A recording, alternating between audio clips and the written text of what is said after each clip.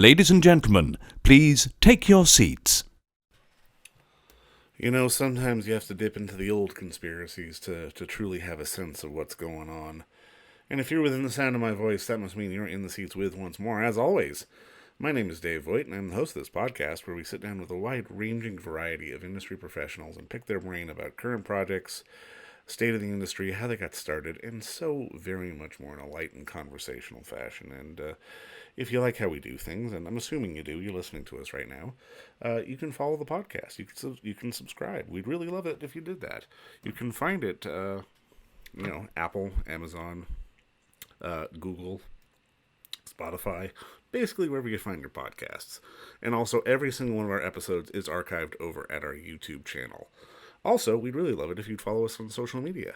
You can do that on Facebook, Twitter, and Instagram at either In the Seats or at It's Podcast One for all sorts of updates. And finally, and I dare say most importantly, please give us a visit over at In the Seats, intheseats.ca, for all the latest and greatest movie news and reviews from the world of entertainment and beyond.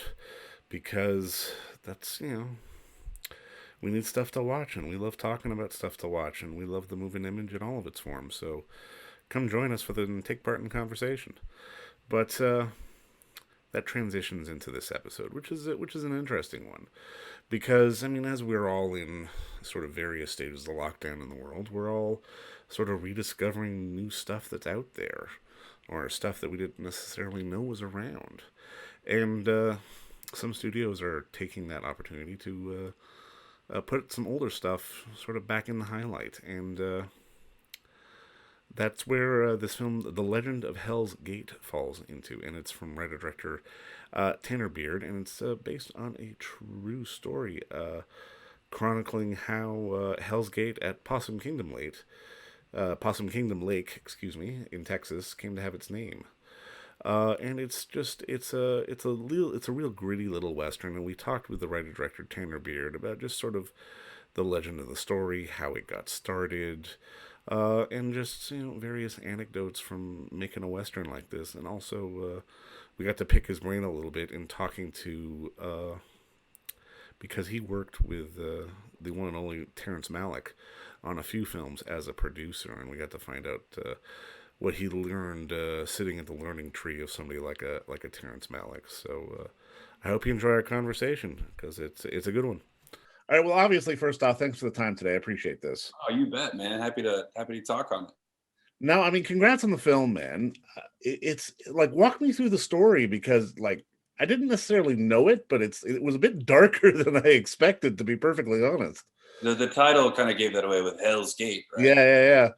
Well, it's actually based on real events, Texas folklore. The Possum Kingdom Lake in Possum Kingdom, Texas, has this amazing rock structure, and it's called Hell's Gate. And this is kind of like the tale of how it got its name, intertwined with a bunch of just really cool Texas history. So we even recreate Doc Holliday's first recorded gunfight in Dallas before he went to Tombstone.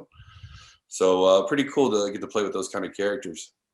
I guess that's why you've got the subheader, An American Conspiracy. Right. Yeah. We just wanted the longest title possible for that.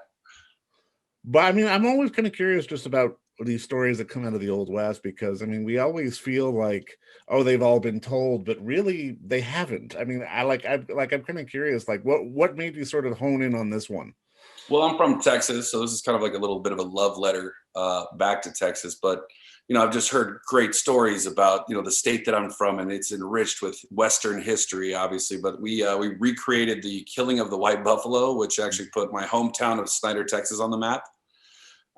We have a recreated gunfight that Doc Holliday did on Main Street out in Dallas when he was a dentist out there. We have the folklore of how Hell's Gate got its name, which obviously I can't give away until you watch the movie. And actually, there's some John Wilkes Booth stuff in there that a lot of people don't know. So it's kind of fun. Mr. Henry Thomas played John Wilkes Booth in this movie.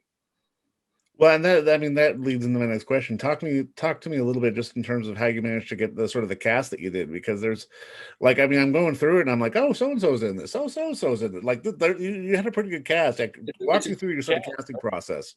Well, it's an ensemble. very much so. But I think, I mean, who doesn't want to be in a Western? You know, I think when sometimes the stars align and you get an amazing cast. But man, we were so fortunate. You know, Summer Glau's in this thing, Jenna Dewan, Eric Balfour, Lou Taylor Pucci. I mean, the list goes on and on. Incredible Kevin Alejandro, and you know, to see where they are now is so incredible. You know, so a lot of fun on this one.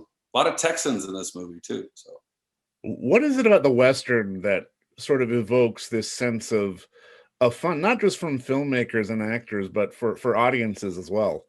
it's just so classic, right? You know, we in the 50s, 60s, and 70s. I mean, they were making nothing but westerns. I think like it's a for an actor, if you can have a Western under your belt, it means you're you know, and you're in the club. You're in part of history. So maybe that's what it is. I don't know. It's our history as Americans as well. So that's pretty cool.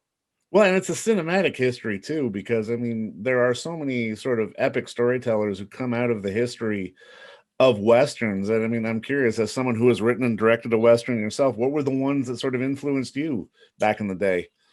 Well, man, I mean, Once Upon a Time in the West. Yeah. I mean, just incredible film. You know, Tombstone's probably my favorite movie of all time. And that has a great ensemble cast.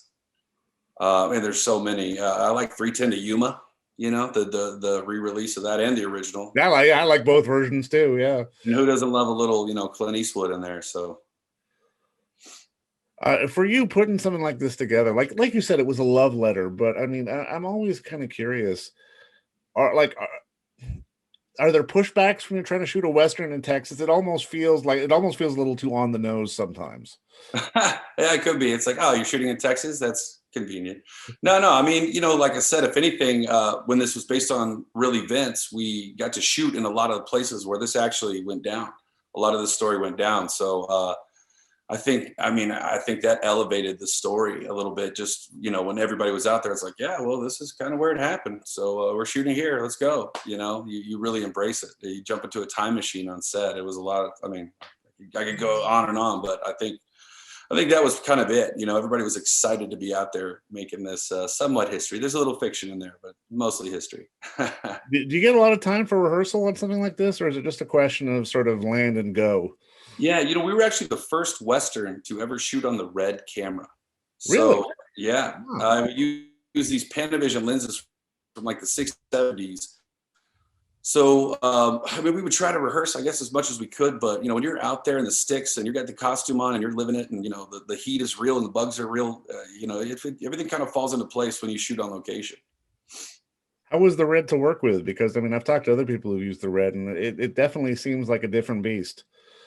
I mean, I love the red, you know, obviously this would have been cool to say we shot it on 35, but we're in a new era, and it was really fun to kind of experiment with that. And, you know, you move quicker. We were making our days. And I think the digital aspect had a lot to do with that. How do you think the technology has evolved to a point where, like you say, like you're still trying to capture an very old school vibe, but you're shooting in a way that, like you say, you got to make days. And I mean, it's really, it seems to be combining the best of both worlds, if I'm not mistaken. Well, like I said, we shot on Panavision lenses from the 60s and 70s. Those lenses have shot great Westerns. So, you know, the lenses on set probably cost more than the horses and stuff, you know. We were very, very careful with them. Thank you, Dallas Panavision. But yeah, I think just, you know, combining that old school feel with the new technology was something that, you know, we just really captured the look we were going for.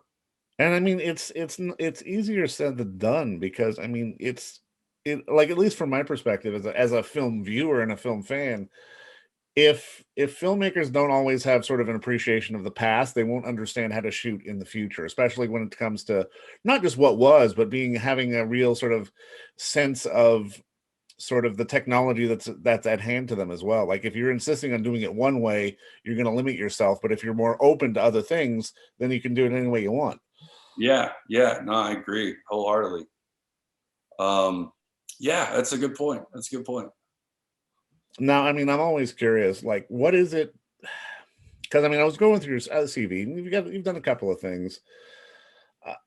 I always love going back to sort of the idea of the Western. Like you say, it's such a classic sort of archetype, and it really is sort of this, not just a piece of Americana, but it's this piece of American cinema. Like the minute the moving image was made, we made war, like, more war movies were made and westerns were made, and I'm kind of Yeah. like, it's one of those things where I'm always really amazed by why that's the first thing we put on screen. I'm kind of curious what your perspective on that was.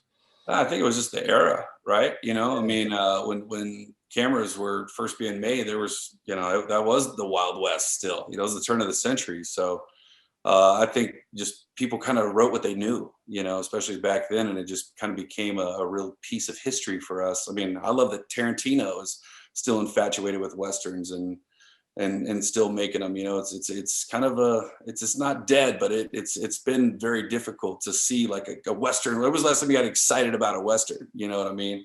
So, and what makes your western different than any other one that you've already seen before? I think that was a very important part of our story. We have a scene where they're bowling in an alley. Like I've never seen that in a western, and I thought that was a really cool creation that our art department did in the bowling scene. So trying to bring a little piece of history to a story of history, I guess. No, that definitely adds layers to the story as well. And I mean, that leads into something else I've got to ask, because I mean, I'm always curious how people get to work with other people. And I go through your credit list, and you work with Terrance Malick, and that's one of those things I got to figure, as a filmmaker, as a filmmaker in your own right, is a bit of a moment. Like, can you walk me through sort of how that initially kind of happened? Uh, the stars aligned on that one, man. I mean, I think just putting yourself out there and always trying to stay active in making films, it leads you to work with great people who like-minded individuals. So I mean, getting to work with, even saying Terrence Malick in the same sentence is still something that A Texas filmmaker in his own right.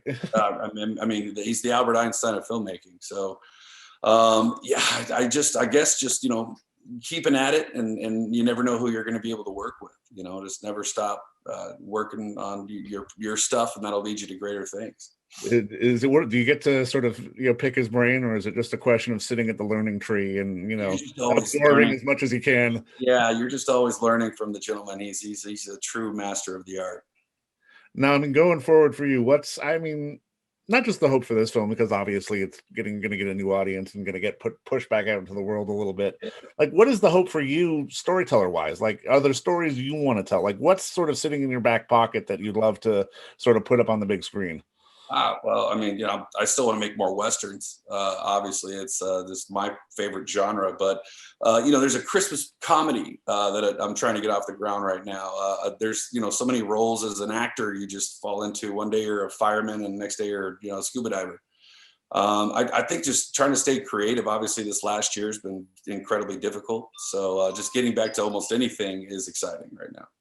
Now, if you had to choose between acting, producing, and directing, and writing, is there one sort of avenue that you prefer, or do you get Yeah, something I out of would all of say them? acting all the way. That's when you have to do all the other things. Acting sometimes can be easy and more fun, But I think that's, as a red-blooded American, it's got to be acting. Oh, for sure, man. And I mean, I think that's a good note to end on. But I just want to say congrats again on the film, and thanks again for the time today. This was a lot of fun. Yeah, I appreciate it, man. Enjoy. Thank you.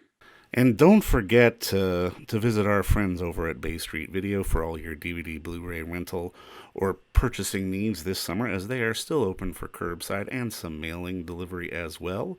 Over at 1172 Bay Street, Toronto, Ontario, Canada, you can give them a call at 416-964-9088. That's 416-964-9088.